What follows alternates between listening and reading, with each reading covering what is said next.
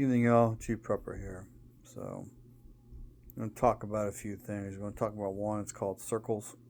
The other one is going to be the media is shocked that an overwhelming number of young men and the Hispanic population voted for Trump.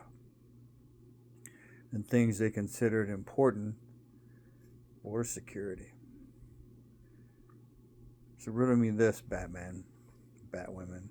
Why would young men be worried about border security? Why would Hispanics, who predominantly live across the South, close to the border normally, be worried about border security? Because men will be the ones who are called to fight. Alright? I'm not disparaging women's ability to fight, I'm just telling you men will be called. Men are tasked to be the protectors. So, the election went the way it went because people do not like the current status of the world, do not like the current status of America, do not like what has been happening during the Obama years, probably even Clinton, even George W. Bush, the second one, and to some for sure during Biden, not as much during Trump. We can't keep going down this path. Even if we put a full stop on it, the piper is still going to get paid. And it's going to be painful. So, the second thing of this first part of the video is I encourage all of you to invest in silver, and if you can, gold, but silver. Down here in Texas, you go to gun shows, you can find people selling silver dollars. Told you a long time ago I plan to invest in that shit once a quarter. That's roughly 40 ounces of silver a year. Gun show this weekend, gun show the weekend after Thanksgiving in Abilene. I plan to try and invest in silver in both places. We'll see. Moving on, I mentioned circles. This is more for the younger generation of people.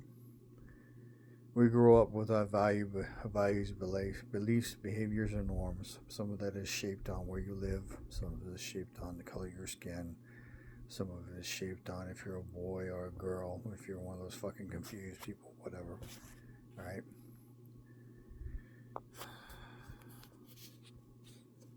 So people like to think of I call it the hold hands and sing Kumbaya.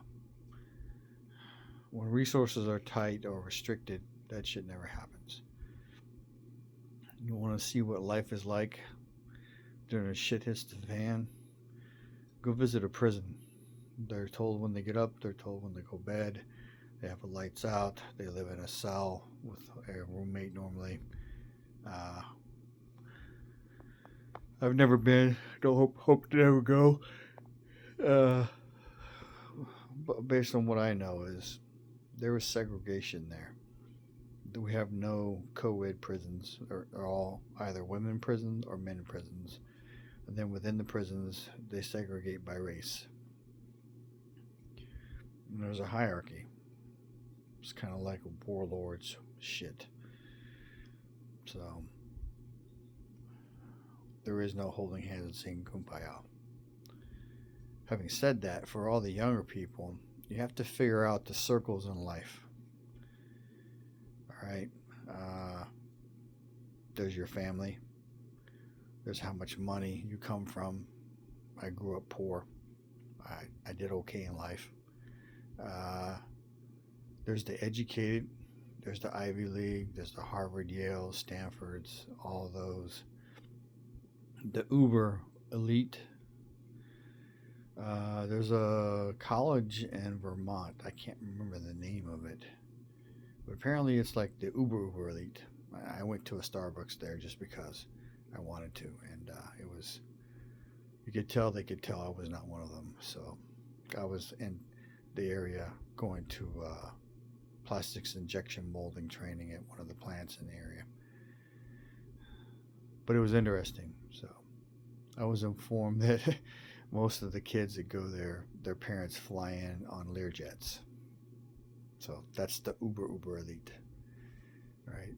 So when I'm talking about figure out the circles, you have to figure out where you're at least when you're starting. For the time being, in America is one of the few places where you can go from being born a janitor's son or daughter to becoming something quite different. I'm not going to say better, all right? Uh, are you going to be blue collar? Are you going to be white collar? Are you going to be a lawyer? Are you going to be a doctor? Are you going to be a dentist? Are you going to be a plumber, electrician, carpenter? Are you going to be a hunterman and a fisherman? Are you going to be a motorcycle rider? Are you going to be a Harley rider? Are you going to be a rice rocket rider? You also have to figure out where you're at and kind of where you want to go. All right, most people grow up, and when I was growing up, we left the house full of wants and desires and needs that we didn't have when we were growing up, and we went out. We got jobs, and I made more money than my dad made. He made more money than his dad made. 50% of the rich girls wound up staying, or 25% of the 50% of the rich girls stayed rich because they married and they got an MRS degree. Mrs. somebody. There is a good old boy network. There are people who are people. And people will know about you without actually knowing you if you live somewhere long enough, because your name will get out there. So you have a reputation that you will build. You have to decide if it's going to be a good one or a bad one. All right.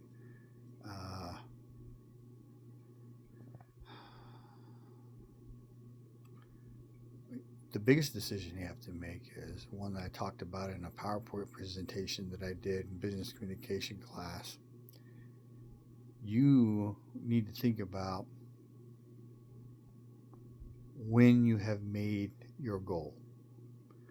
And to do that, you have to define your goal. And some of that is East Coast, West Coast, city, country, blue state, red state, family, close or not. Most people can't exist in a world without their family. So,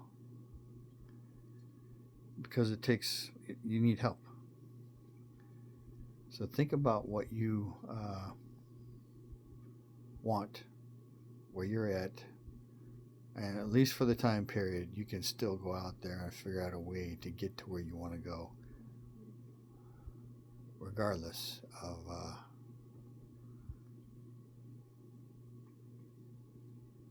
how you're going to get there. Remember, life is a journey. It's not about just the destination. Try to live your life, as they say, in a godly way, as in according to God's rules and laws. You know, it's not easy to live within that shit because society doesn't believe in it anymore for the most part. I had a conversation with a real estate agent back in the spring when I chickened out on buying land. I told them my generation, Gen X, we walked away from God. Back then, there was a lot of things happening, probably still is, where the church tends to shelter shitbags, and I don't understand that. So I've talked about it before. There was 2 men in young life.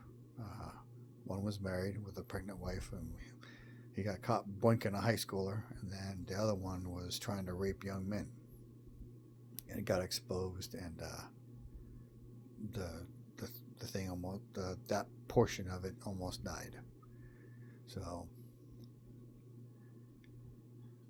that happens in churches too. So I tell people all the time, churches are full of those that are truly righteous, and the rest are perpetrating a fraud. It's why I really don't go to church. I don't find it enjoyable to be around a bunch of people who are smiling and putting on a front. I can see through it most of the time. So,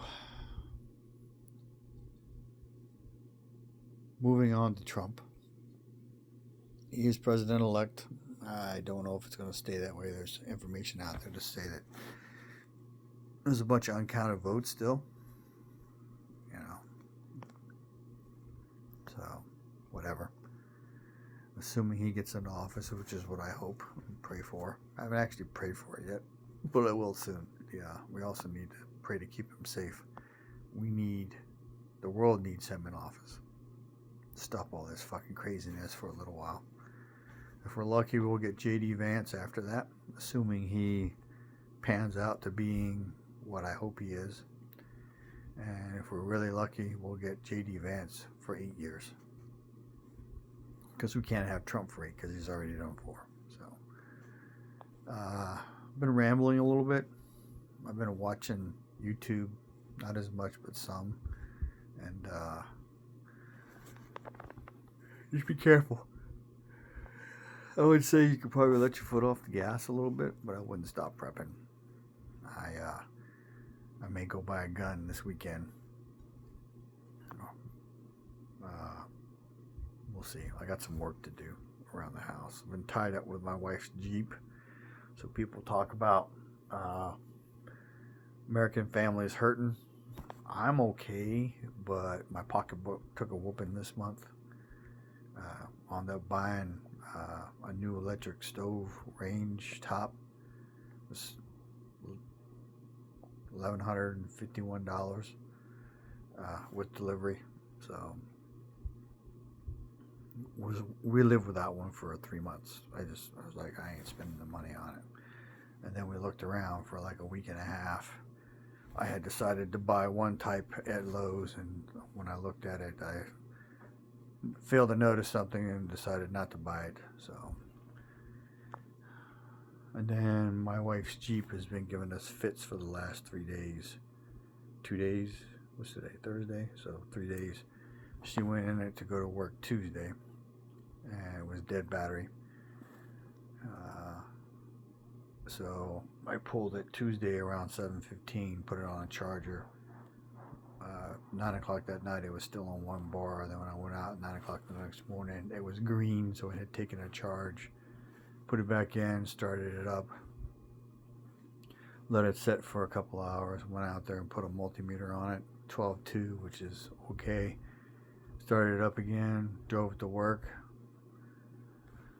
About 4 hours later, she got in and drove it home yesterday, which was Wednesday. And then this morning, when she went to get in it, was acting weird, flashing lights and not doing what it was supposed to be doing. Before I pulled it up, put a multimeter on it, was down to 6.2, so the battery was fucked. So I went to parts store, bought a new battery at a cost of $218 and change with a military discount. Regular price is $244 plus a core, because I gave them a battery, didn't have to pay the core. But if I hadn't had the discount, it would have been closer to $250, $260. So put it in, cranked it up, turned it off, came inside, washed my hands, grabbed something to drink, went back out there, cranked it back up, and watched the voltmeter the whole time. Drove it to her, and then came home. So that's what my week's been about. Bought conduit, because what I think has happened, and this goes out to everybody who has a relatively modern car with that big fucking display screen. Your car comes on, and it's searching for the key fob all the time, but it comes on when you get close to the car, and then when you turn it off, there is a moments before you turn it on and after you turn it off when all the electronics are still live. So the battery was stamped 523. Now, it was a battery from a battery store that I would buy one from, Walmart, Evergreen. Because I've just found that their batteries are subpar. They're still okay, but it's not one that I would buy. So it meant the battery was relatively new. But like I said, there was a parasitic draw on it over time. So basically a year and a half. And the battery died. So I bought conduit, and I've got to get some 12-2 wiring. I got to dig a trench, a small trench, and then run a outlet over to close to her Jeep. And once I do that, then we already have the trickle charger for it. And then on Saturday nights when she parks it, she'll start plugging it in, and then she'll unplug it Tuesday morning when she goes to work or she goes somewhere over the weekend. But my 21 RT Challenger, bought it brand new. 6 months later, the battery was dead. Now, what sucks about that is that the battery's in the trunk, and there is no key. There's just a button. So you have to have someone skinny to crawl into the back seat, lower the back seat back, and then crawl into the trunk and pull the handle to release the trunk thing. So there's a reason my Challenger, my truck, and my van have trickle chargers on them, because I don't drive the van all the time, don't drive the truck all the time, but the Challenger is heavy electronics and it will drain a battery over time.